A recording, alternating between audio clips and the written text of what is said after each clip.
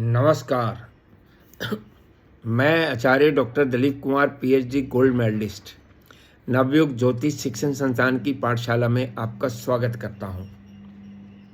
आज मैं आपको भाव के फलों की जानकारी कैसे प्राप्त की जाती है उसके बारे में बताता हूं।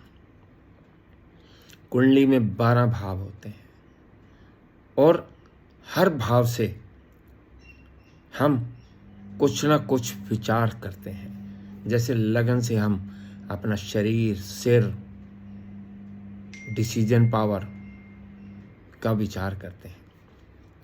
सेकंड हाउस से हम धन, वाणी और कुटुंब का विचार करते हैं। थर्ड हाउस से हम छोटे भाई बहनों का साहस, पराक्रम, एनर्जी का विचार करते हैं। फोर्थ हाउस से हम माता का सुख का, मकान, जमीन जायदाद और वाहन का सुख प्राप्त विचार करते हैं। पांचवें भाव से हम बुद्धि, शिक्षा, प्रेम, रोमांस का विचार करते हैं। यह हमारा पूर्व जन्म का भाव भी होता है। छठे भाव से हम ऋण, रोग, शत्रु, कंपटीशन, कोर्ट कचहरी, नानके, इन सब का विचार करते हैं। सातवें भाव से हम विवाह, स्पाउस का रंग रूप, स्वभाव,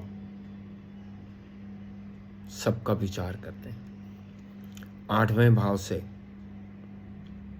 गुप्त अंगों का, हिप्स का, अपमान, अपयश, मृत्यु के कारण का विचार करते हैं। नाइन्थ हाउस से भाग्य, पिता,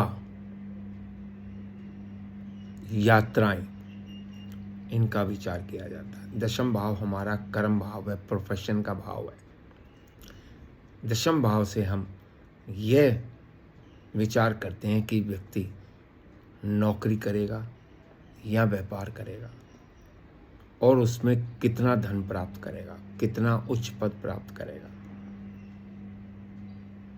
11th हाउस से हम लाभ, सभी प्रकार के लाभ का विचार करते हैं। बड़े भाइयों का भी विचार करते हैं, मित्रों का विचार भी करते हैं और जिंदगी में जो भी हमें लाभ मिलने वाले हैं वो सब 11वें भाव से, 11th हाउस से देखे जाते हैं। 12वां भाव होता है व्यय भाव, हानि का, हॉस्पिटल, जेल, शैया सुख, गुप्त लगाव, इन सब का विचार 12वें भाव से किया जाता है। जब भी हम किसी भाव की जानकारी लेना चाहें तो हमें उस भाव का, भाव में बैठे ग्रह, भाव में दृष्टि देने वाले ग्रह और भाव के स्वामी, भावेश का और कारक, उस भाव से हम किन किन कारकों का विचार करते हैं, कारक तत्वों का विचार करते हैं,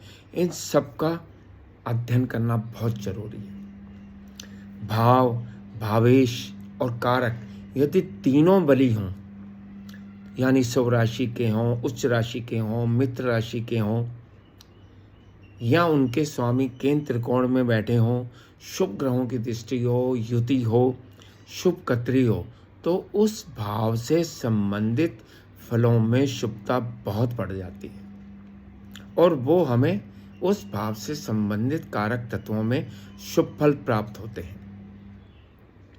यदि भाव निर्बली हो, भावेश निर्बली हो और कारक भी निर्बली हो। भाव निर्बली कब होता है? जब वो पाप ग्रहों के प्रभाव में हो, चाहे उसमें पाप ग्रह बैठे हों, पाप ग्रह दृष्टि दे रहे हों।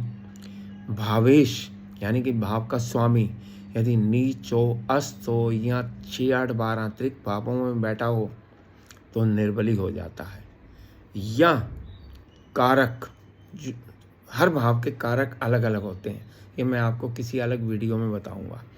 कारक जो होते हैं वो भी अगर नीच हो, अस्त हो, 6, 8, 12 में बैठे हों तो उस भाव से संबंधित फलों में शुभता प्राप्त नहीं होती है।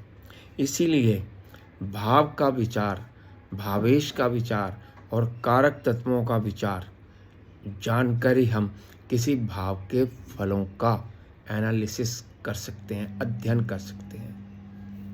नमस्कार।